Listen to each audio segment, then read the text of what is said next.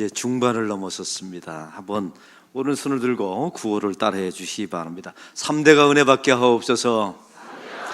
육체 한계를 뛰어넘게 하옵소서. 완주하게 하옵소서. 도약하게 하옵소서. 아멘, 아멘, 아멘. 완주하게 될 줄로 믿습니다. 제가 칭찬을 또 두 분을 좀 하고 싶습니다. 먼저 첫날에는 보니까 우리 원로원 대장로님들이 양복을 멋있게 입고 오셔서 하이파이브를 하면서 인사를 잘해 주셨습니다. 그 다음 날이 되니까 또 시무장로님들이 또 양복을 잘 입고 오셔서 해주시고, 그 다음 날 되니까 남선교회가 나비 넥타이를 메고, 오늘 보니까 동물들이 나타났더라고요.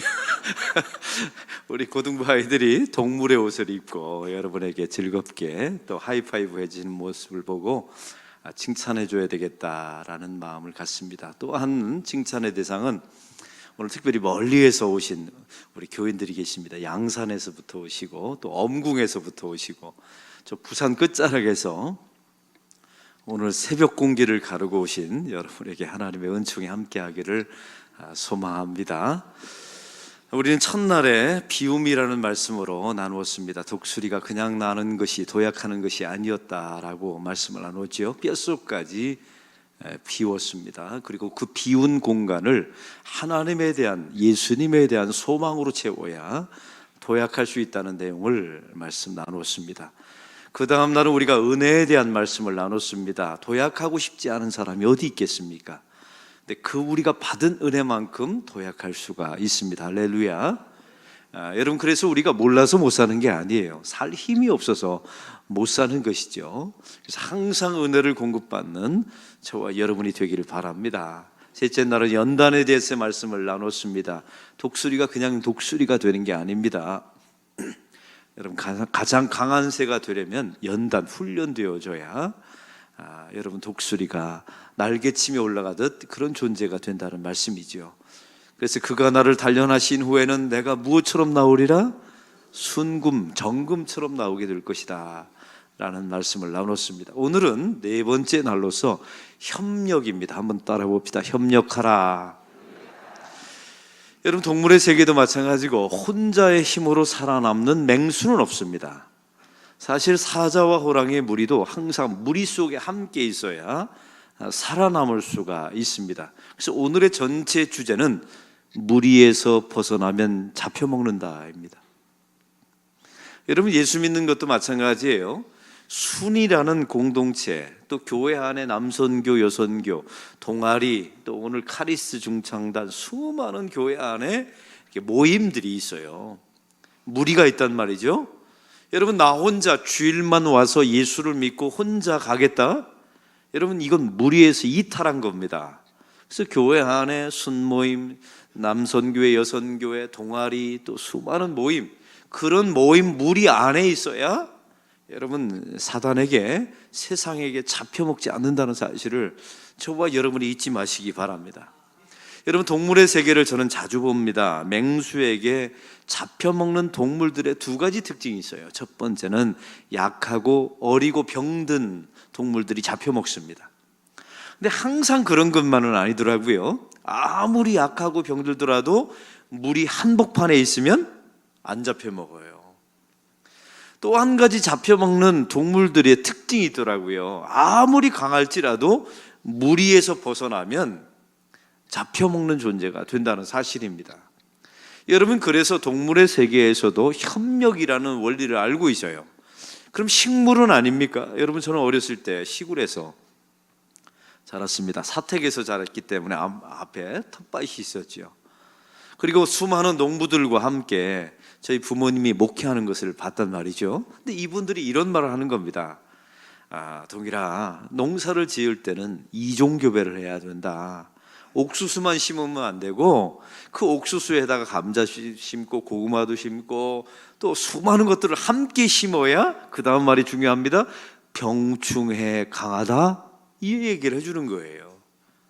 같은 종류의 식물, 같은 종류의 곡물만 심으면 참 놀라운 사실은 병충해에 약하답니다. 여러분, 식물의 세계도 마찬가지예요. 함께 협력해야 이 곤충 또 한 가지 그 질병이라는 거에 대해서 막아낼 수 있는 힘이 생긴다는 사실입니다. 여러분, 사람의 관계는 어떻습니까? 멀리 가려면 함께 가라라고 하는 책이 있어요. 여러분 읽어보셨습니까? 그 책에 나와 있는 몇 가지 이야기를 제가 여러분에게 소개합니다. 어느 외국계 회사에 임원이 있었답니다. 별을 단 거죠. 그런데 그 임원들 중에서 이제 사장, 대표 자리를 뽑게 돼 있는 거예요. 근데 어떤 한 임원이 있었는데 이 임원은 외국에 파견 나갔습니다. 실력이 있고 능력이 있고 재능도 있었죠. 그리고 많은 실적도 냈습니다. 근데 참 놀라운 것은 매번마다 대표 자리, 어떤 사장 자리에 그 임기제였나 봐요. 사장 자리에서 자기가 탈락을 하는 겁니다. 멀리 가려면 함께 가라는 책에 나오는 이야기예요. 그래서 자기 본사에게 이제 연락을 합니다. 왜 내가 탈락되었습니까?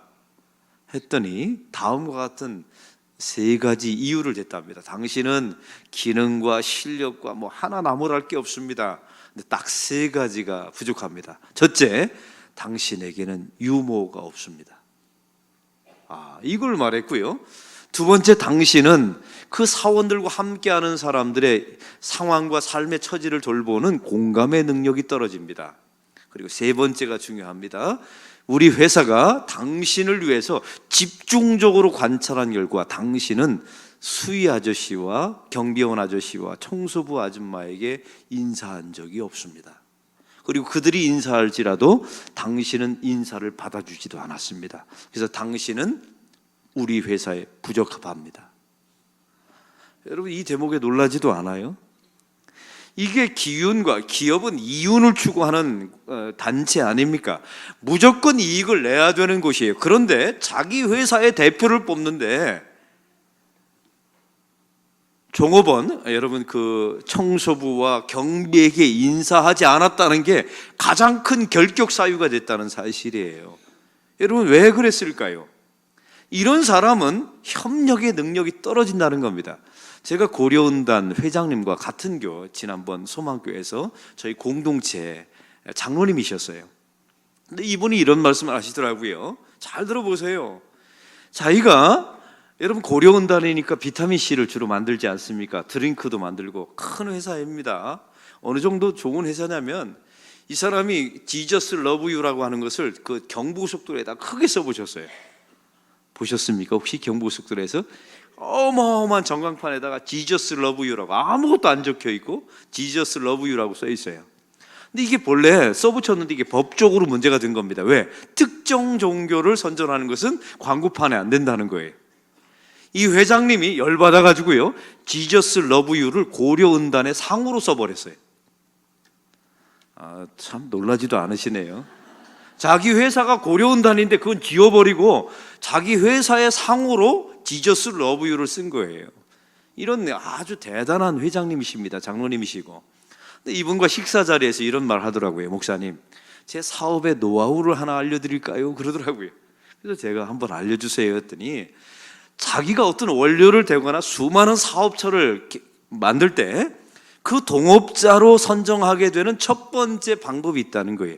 그 사람을 식당을 데려간답니다. 허름한 식당에 가서 함께 음식을 시켜 먹으면서 자기 동업자가 될 대상자가 종업원들에게 반말을 하거나 하대를 하면 자기는 절대로 그 사람하고 동업을 맺지 않는답니다. 알아서 들으세요, 여러분. 여러분, 식당 안에서 둘 사이의 차이가 뭡니까? 한 사람은 돈 내고 먹고 한 사람은 돈 받고 먹는 거 아니에요? 여러분, 서비스하는 거 아닙니까? 그 차이일 뿐인데 사람을 하대하고 반말하고 이런 사람과는 협력의 능력이 떨어진다는, 그리고 자기가 문제가 생겼을 때 절대 협력할 사람이 아니다. 이게 자기 사업의 노하우다라는 이야기를 해주었습니다. 여러분, 여기서 예수 믿는 사람들은 중요한 시사점을 얻으셔야 돼요. 항상 공감의 능력을 가지고 사람을 소중히 여기면서 협력할 줄 아는 사람이 세상에서도 사업에서도 성공한다는 사실입니다. 하버드 대학에서 똑같은 책에 나와 있는 이야기입니다. 1930년도에 졸업생을 60년간을 조사를 했습니다. 참 놀라운 사실은 성적이 좋은 학생보다 성공한 사람들이 누구였냐면 커뮤니케이션의 능력이 좋고 사람들과 어울릴 줄 알고 유머의 능력을 가지고 있는 사람들이 60년 동안 관찰해 보니까 하버드 졸업생 중에서 가장 성공해 있더라는 사실이에요. 여러분, 관찰의 기술이라는 책도 있습니다. 그 책은 미국의 MIT 공대, 미국에서 제일 유명한 공대입니다. 그 졸업생들 가운데 성공했다고 자부하는 사람들을 조사했어요. 당신의 성공의 비결이 무엇입니까? 라고 말했더니 나의 지식과 능력이었습니다 라고 말했던 사람은 15%밖에 안 되더라는 겁니다. 가장 많은 85%, 자기 성공의 요인을 말했던 사람들은 좋은 인간관계와 공감의 능력이라고 대답했다는 거예요. 여러분, 이것을 항상 잊지 마시기 바랍니다. 여러분, 사람의 인간관계가 그렇게 어렵다는 사실에 협력하지 않으면 세상도 그 사람을 써주지 않아요. 여러분, 생텍쥐베리라고 하는 그 생텍쥐베리가 어린 왕자라는 여러분 극이 있지 않습니까? 거기에 대사에 보면 이런 내용이 나와 있습니다. 세상에서 가장 어려운 일은 사람이 사람의 마음을 얻는 일이란다라는 대사가 나와요. 저는 나이가 들면서 목회를 하면서 이 말이 얼마나 중요한 말인지를 점점 알게 됩니다. 여러분, 목회도 마찬가지예요. 하나님의 마음을 얻는 게 목회 아닙니까? 성도들의 마음을 얻는 것이 목회예요. 일은 많이 하는데 사람들의 마음을 잃어버린다. 그건 바보입니다. 그런 사람은 사역자로 설 수가 없어요. 도약할 수가 없다는 사실이에요. 사랑하는 성도 여러분, 저는 목회를 하면서도 마찬가지입니다. 영광이 있죠. 보람이 있어요. 기쁨이 있어요. 근데 인간관계에서 참 교회는 이상한 곳이에요. 세상에서 온갖 상처받은 사람들이 다 모여 있어요. 또 세상에서 특이 성격이라고 말하는 사람들은 교회에 다 모여 있습니다. 여러분 얼굴을 보니까 나는 아니다 라고 써 있는데 만만치 않습니다. 왜냐하면 이유가 뭐냐면 우리가 다 죄인이기 때문에, 죄인이 구원받기 위해서 모인 곳이기 때문에 특이 성격들이 많아요. 또 한 가지 이유가 있어요. 세상에서는 안 받아주거든요. 근데 교회에서는 받아줘요. 그래서 교회가 참 좋은 곳입니다. 그런 곳에서 목회하다 보니까 지치는 경우가 너무 많이 있습니다. 여러분, 인간관계가 목회 안에서도 그렇게 중요하다는 사실이에요. 하나님의 사역도 마찬가지입니다. 협력하지 않으면 도약이 일어나지 않아요. 그 무리 안에서 벗어나면 사탄에게, 세상에게 잡혀먹힌다는 사실을 여러분 항상 잊지 마시기 바랍니다. 할렐루야. 우리 교회는 교회를 건축하고 있습니다. 이제 2달 남았어요. 여러분, 담임 목사로서 교회를 건축하면서 기도 가운데 제가 성공의 2가지 기준을 마련했어요. 잘 들어보십시오. 저는 교회를 크게 짓고 튼튼하게 짓고 아름답게 짓고 별 관심은 없어요. 왜냐하면 그게 저의 성공이 아니니까요. 제가 우리 안락교회 교회 증축과 두드림센터 건축을 위해서 지을 때 이렇게 하면 성공이다라고 말했던 2가지가 있습니다. 첫째는 지어져 가는 과정을 통해서 저와 교인들이 교회를 사랑하게 되는 것. 이게 첫 번째 성공의 기준이었어요. 한번 생각해 보세요. 내 물질이 들어갔어요. 어떻게 사랑을 안 합니까? 내 기도가 들어갔어요. 내 땀과 눈물이 들어갔어요. 그런데 어떻게 사랑을 안 하게 됩니까? 그래서 이 교회 건축 과정 중에서 교회를 사랑하게 해달라고. 이게 첫 번째 성공 기준이었고요. 2번째는 교회를 지어가면서 분명히 구약에 보면 정소리가 나지 않도록 주님께서 말씀하셨거든요. 하나님이요. 여러분, 이것은 우리는 함께 접은 적이 없어요. 원로 은퇴 장로님들이 다 접으셨지요. 함께 해본 적이 없기 때문에 당연히 갈등이 있지요. 그러나 그 갈등 서로 왜 다르기 때문에, 또 생각이 달라요, 경험이 달라요, 관점이 달라요, 또 함께 일해본 적이 없어요. 그러니 당연히 정소리 나죠. 그럼에도 불구하고 함께 협력해가는 것을 배우는 것이 이 교회 건축의 2번째 성공의 기준이었습니다. 이제 여러분에게 묻습니다. 우리 교회는 교회 건축에 성공한 거에 맞습니까? 할렐루야. 이것이 성공하는 우리 교회가 되기를 소망합니다. 여러분, 건물을 크게 짓고 아름답게 짓고 튼튼하게 짓는 것, 하나님 관심 없어요. 여러분, 솔직하게 한번 말해보세요. 하나님이 그런 데 관심 있을까요? 없습니다. 하나님은 결과에 관심 있는 분이 아니세요. 지어져가는 과정에 관심이 있으십니다. 교회를 사랑하게 되고 함께 협력해서 교회를 지어져 가게 된다면 하나님께서 이 교회의 증축과 두드름 센터 건축을 하나님께서 받아주실 줄로 믿습니다. 저는 교역자를 뽑을 때도 마찬가지예요. 우리 교역자들이 이제 교회에 부임하지 않습니까? 특별히 부목사님들을 뽑을 때 제가 굉장히 신중하게 뽑습니다. 어느 부목사님이 이제 지원을 하잖아요. 그러면 지나왔던 교회를 이렇게 한번 뒤져보면 한 다리 건너면 다 알아요. 참 여러분은 세상에서 두 다리, 세 다리 건너야 다 알잖아요. 근데 목자의 세계는 한 다리만 건너면 다 알아요. 또 제가 서울에서 목회했고 또 수많은 사역자를 알기 때문에 제가 아는 그 교회에 여러분이 아는 수많은 아는 사람들이 있어요. 이 사람에게 대해서 제가 한 가지만 딱 묻습니다. 함께 어울릴 줄 아느냐? 협력할 줄 아느냐? 그렇다라고 하면 좀 기능과 설교가 좀 부족해도 반드시 뽑습니다. 왜냐하면요, 여러분 설교가 부족하고 기능이 부족한 건 가르쳐서 채울 수 있어요. 그러나 협력하는 것은 가르칠 수가 없더라고요. 이게 성품과 은사가 잘 돼야 돼요. 이게 얼마나 중요한지 모릅니다. 그래서 교회 안에 모든 사역자는 항상 협력의 태도가 있으셔야 될 줄로 믿습니다. 사랑하는 성도 여러분, 사실 나하고 일하기 편한 사람들이 있어요. 누구일까요? 나하고 비슷한 사람이죠. 나와 친한 사람, 익숙한 사람일 것입니다. 아니, 나와 이미 익숙한 사람일 거예요. 근데 이런 식으로 사역을 하면, 이런 사람과 사역하면 놀라운 게요, 발전이 없어요. 왜요? 고만고만한 사람들이 모였는데 무슨 발전이 있겠어요? 또한 모든 은사를 다 가지고 있는 사람이 없어요. 서로 다양의 은사를 가지고 있는 사람이 협력해야 그 공동체가 약점이 보완되고 하나님의 교회다운 교회가 될 줄로 믿습니다. 그래서 교회의 진정한 사역은 이종교배를 해야 돼요. 서로 다른 은사, 서로 다른 경험, 서로 다른 교회, 이런 사람들이 다 모여서 하나님의 일들을 만들어내는 것입니다. 할렐루야. 여러분, 저는 천재처럼 생각하기라고 하는 책을 너무 감명 있게 읽었어요. 이 천재처럼 생각하는 두 가지 방법을 가르쳐 드릴게요. 첫 번째는 서로 다른 이질적인 것을 붙여놓고 공동점을 찾아내라는 겁니다. 그리고 두 번째는 어색한 일을 해보라는 거예요. 그러면 천재처럼 생각할 수 있다는 거예요. 저희 가정은 독특한 그 레크레이션이 하나 있어요. 자동차를 타고 제 아들들과 여행을 갑니다. 이렇게 먼 거리 장거리를 가잖아요. 그러면 항상 게임을 해요. 차로 운전하면서 이제 게임을 하는데 뭐냐면 가장 이질적인 두 가지 단어의 공통점을 찾아내는 훈련을 합니다.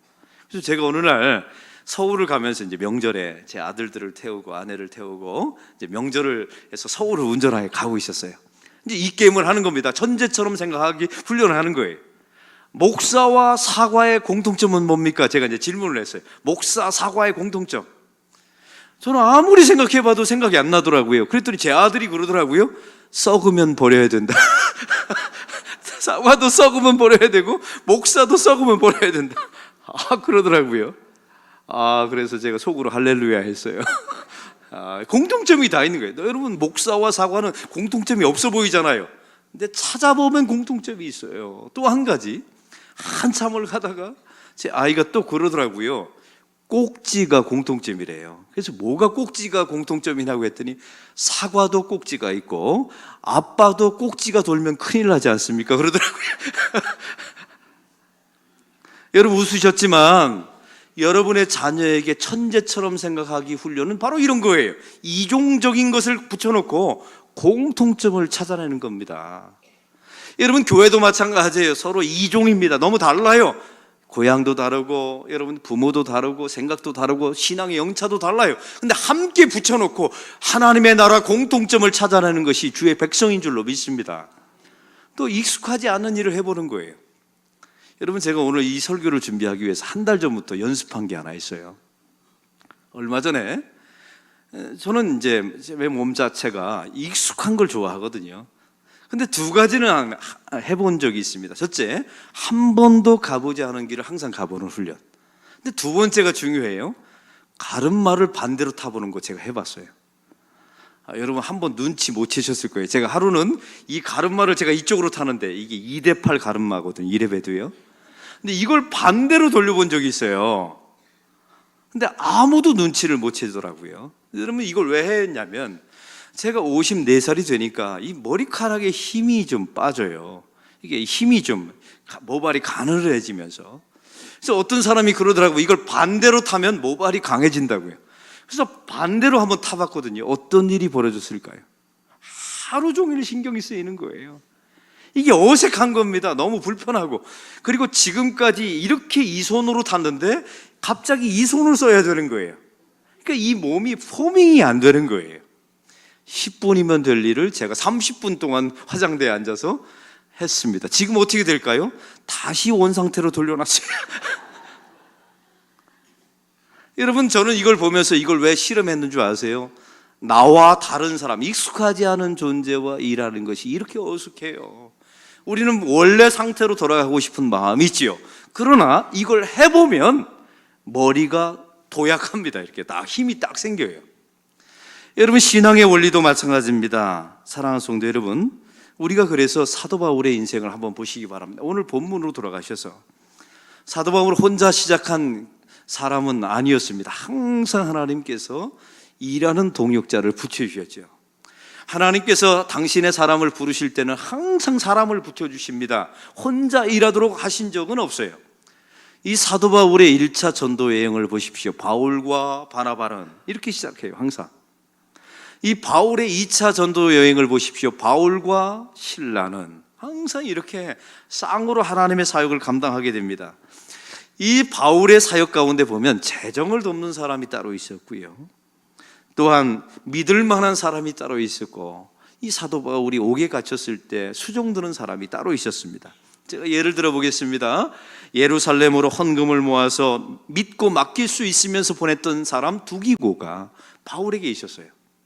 그러니까 재정적으로 믿고 맡길 수 있는 사람 두기고가 있었단 말이에요. 우리 교회 안에도 그런 두기고가 있어요.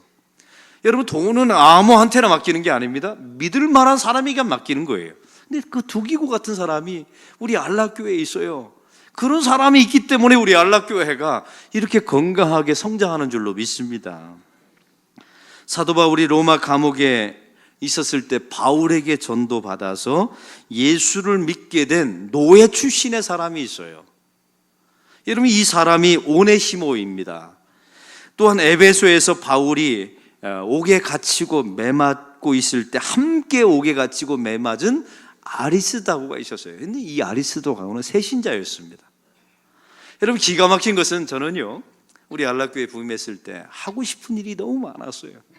왜냐하면 여러분, 제가 그냥 무작정 마구잡이로 온 게 아니라 이미 제가 목회를 이렇게 하겠다, 사명선언문, 비전, 핵심같이 다 정해놓고 왔거든요. 이것대로 목회하고 싶은데 한 가지 없는 게 있더라고요. 이걸 도울 사람이 없더라고요. 기존에 가지고 있는 우리 안락교회 맨파워 가지고는 이게 다 제가 원했던 일을 이뤄낼 수가 없었어요. 그래서 하나님 앞에 이런 기도했습니다. 하나님, 이 담임 목사인 제가 부족하고 우리 안락교회가 좋은 교회이지만 제가 새롭게 시작할 일에 대해서 맨파워가 부족합니다. 적재적소에 필요한 사람을 보내주십시오라고 기도했어요. 여러분, 찬양팀도 마찬가지입니다. 오늘 찬양팀 쓰셨죠. 이게 주일 예배 2부 때마다 쓰는 찬양팀입니다. 다 결혼한 사람들이고 가정을 가지고 있는 사람들이에요. 다 30대 40대 초반들입니다. 이거 대단한 겁니다. 다른 교회는 이루어지지 않는 거예요. 제 마음속에 하나님, 찬양의 은사를 가지고 있는 좋은 리더를 보내주십시오라고 했는데 우리 김주동 집사님이 오늘날 갑자기 우리 교회에 등록하셨어요. 할렐루야. 보세요. 하나님께서, 하나님, 우리 어하나 사역이 필요합니다 했더니 하나님께서 박광희 목사를 우리 교회에 등록하게 하셨고, 또 박종덕 집사님이라고 하는 서울에서 가나안 교회에서 아주 어하나를 제일 잘했던 그런 사역자를 또 우리 교회에 이사 오게 해서 등록하게 하시고, 하나님 앞에 필요한 사역을 위해서 기도했더니 하나님께서 거의 모든 사람을 하나님께서 붙여주셨어요. 할렐루야. 저 혼자 사역이 된 게 아니란 말입니다. 이런 새신자들을 통해서 하나님의 사역을 보완시켜 주셨어요. 1차 전도 여행 시에 도망갔다가 변화되어서 베드로의 통역관이 되었던 마가가 있습니다. 여러분, 사실 이런 사람은 바울을 배신했던 사람인데 나중에 변화되어서 베드로의 통역관이 돼요. 여러분, 나를 배신했다고 해서 버림받는 게 아닙니다. 나를 떠날지라도 그 사람이 또 누군가의 동역자가 될 수 있는 거예요. 로마 감옥에 있었던 바울을 수종들었던 유수도라고 하는 사람이 있습니다. 보십시오. 이런 사람들의 특징을 보세요. 이방인도 있고 유대인도 있고 자유자도 있고 노예도 있고요, 새신자도 있고 오래된 신자도 있고, 이런 모든 사람들이 다 조합되어서 사도 바울의 사역의 동역자, 협력하게 된 겁니다. 할렐루야. 하나님의 사역은 이렇게 이루어지는 거예요. 나하고 편한 사람, 나하고 동질의 집단을 가지고 일하는 게 아니었던 겁니다.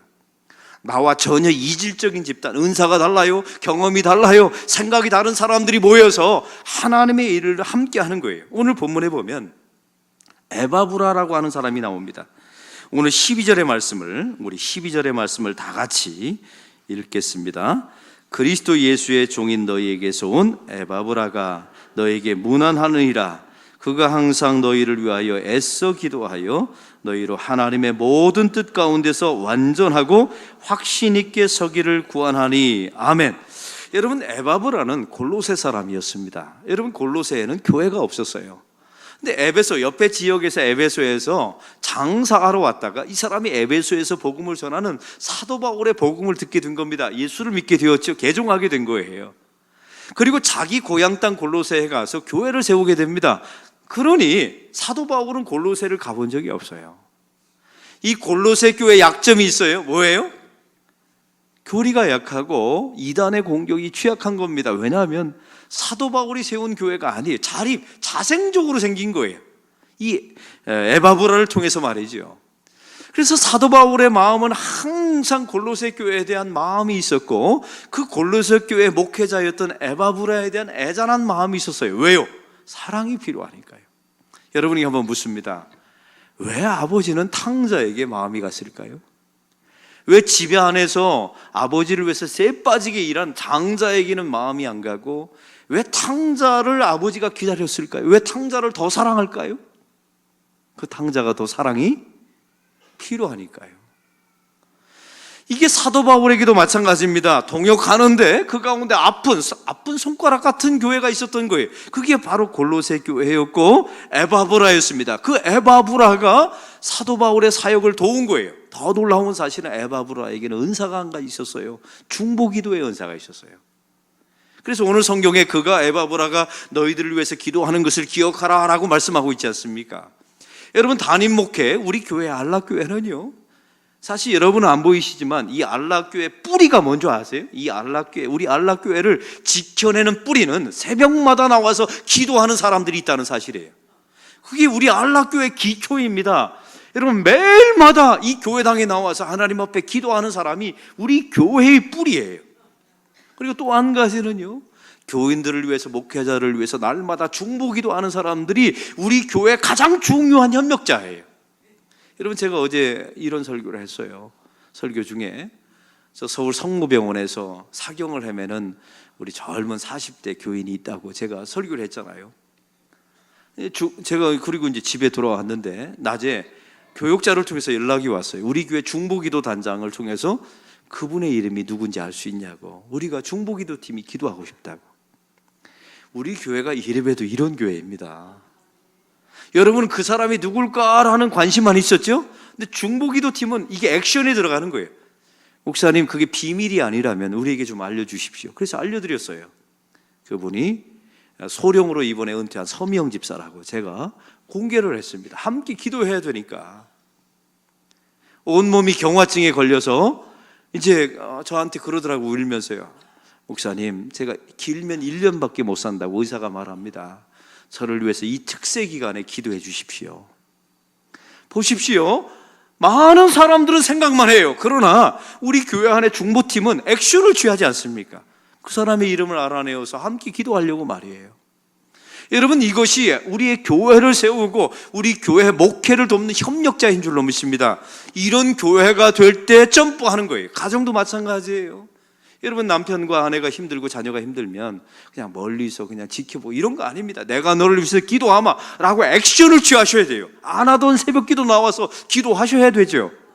수요 예배에 나와서 하나님 앞에 눈물 흘리며 자녀와 민족과 교회와 여러분의 자녀를 위해서 기도하셔야 되죠. 이게 액션을 취해야 되는 사람이 그 가정을 협력하며 점프할 수 있는 하나님의 사역자가 되는 줄로 믿습니다. 오늘 두 번째 사람입니다. 이 사도 바울의 중요한 도역자 14절을 다 같이 14절을 읽겠습니다. 사랑을 받는 의사 누가와 또 데마가 너에게 문안하느니라. 여러분 여기서 한번 따라해 봅시다. 사랑받는 누가. 여러분 바울에게는 사단의 가시라고 하는 질병이 있었습니다. 잘 아시죠? 물에도 넘어지고 불에도 넘어지는 그 많은 역사학자들은 말합니다. 이거는 간질이었을 것이다. 이 사도 바울이 하나님 앞에 병 낫기를 위해서 3번이나 기도합니다. 3번이라는 말은 완벽하게 간절하게 기도했다는 내용이에요.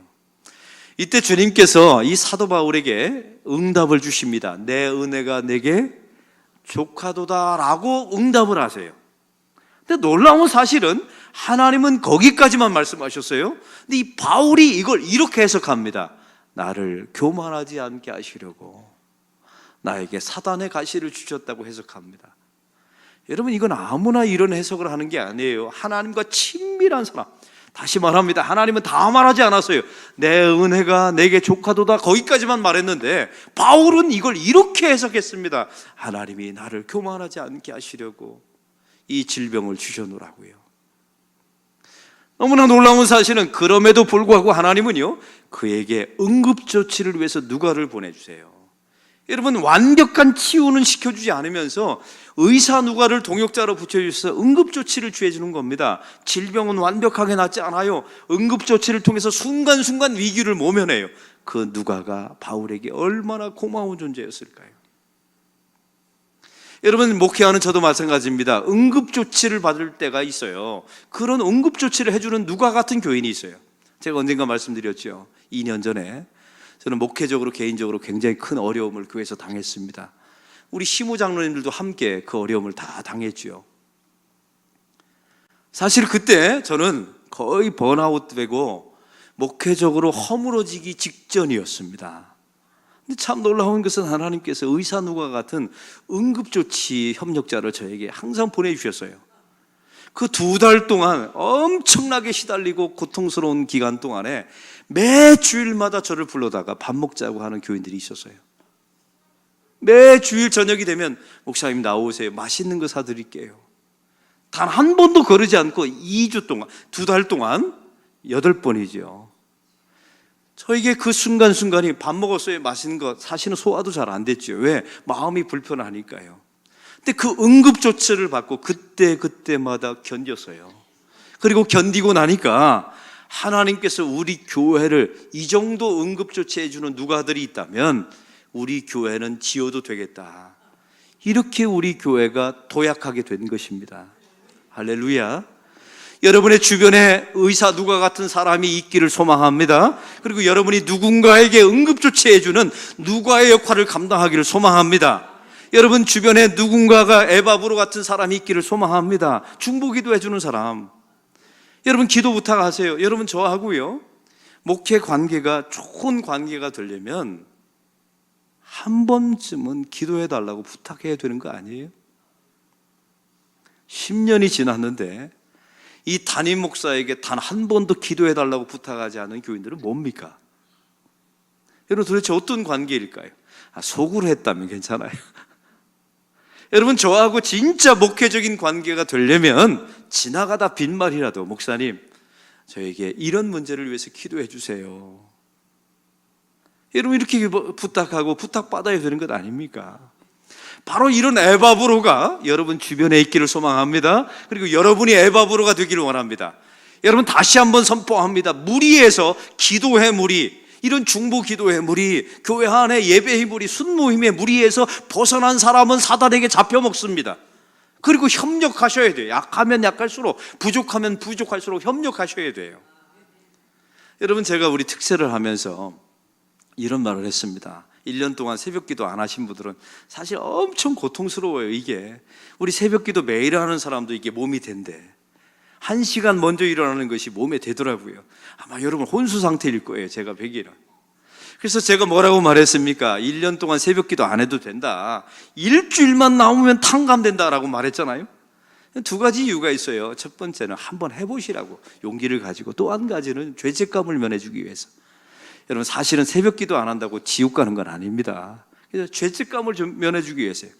담임 목사인 저도 마찬가지예요. 매일 새벽 기도 하는 거 아니에요. 저는 월요일날 아예 안 나옵니다. 왜 안 나올까요? 주일날 최선을 다하면 사실은 주일 밤에 잠이 안 와요. 온몸이 쑤셔서.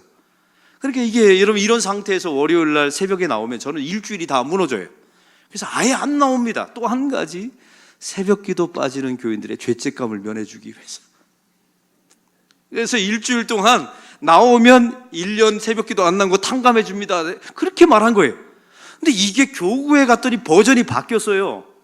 여러분, 교구에서 담당 교구 목사님들이 교구 분들에게 이런 말을 했대요.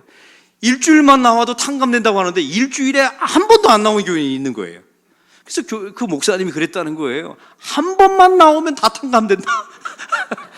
저는 일주일이라고 말했는데 부목사님은 한 번만 나오면. 왜냐하면 나오게 하고 싶은 거예요. 한 번이라도. 이렇게 말한 분이 우리 교회 류모모 목사님이 이걸 하셨더라고요.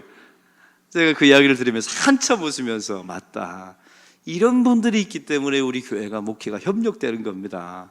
목사가 시키는 것대로만 하지 말고 또 그것을 은혜로 해석해서 한 번만 나오면 탕감된다고. 그래서 한 번 나와서 은혜 받으면 되는 것 아닙니까? 할렐루야. 이게 협력하고 함께하는 교회 목회인 줄로 믿습니다. 독불장군 없습니다. 예수님도 하나님과 성령님과 동역하셨어요. 예수님도 12제자와 동역하셨고, 예수님이 승천하신 후에 보혜사 성령을 보내주셔서 우리와 함께하게 하신 줄로 믿습니다. 여러분, 그러므로 동역하고 협력할 때 여러분의 가정과 교회 안에 놀라운 도약의 역사가 일어나게 될 줄로 믿습니다. 우리 함께 찬양합시다. 우리 함께 기도해. 오늘 말씀을 생각하면서 함께 찬양합시다.